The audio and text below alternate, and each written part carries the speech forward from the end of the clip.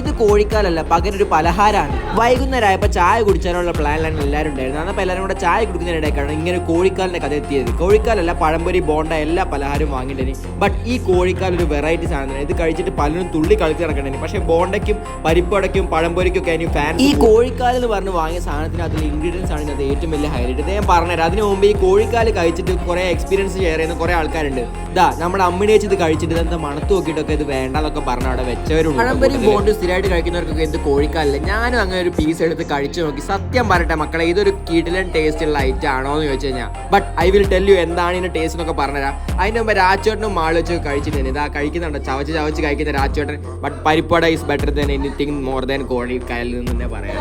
അപ്പോഴാണ് അമ്മച്ചോട് ഞാൻ ചോദിച്ചത് ഒരു പഴംപൊരിന്റെ കഷ്ണം എടുക്കട്ടത്. അമ്മച്ചൻ പറഞ്ഞു പഴംപൊരി വേണ്ട മോനെ, ഈ തന്നെ കഴിച്ചു. അപ്പൊ ഞാൻ കോഴിക്കാൽ എടുത്തപ്പോൾ അമ്മച്ചൻ പറഞ്ഞു എനിക്കും വേണം ഒരു പീസ്. തലശ്ശേരി സ്പെഷ്യൽ മസാല വിത്ത് പൂളൊക്കെയാണ് കോഴിക്കാൽ എന്ന് പറയുന്നത്. ഞാൻ പിന്നീടാണ് അറിഞ്ഞത് എന്തൊക്കെ പറഞ്ഞാലും സാധനത്തെ ടേസ്റ്റ് ഉണ്ട് കേട്ടോ.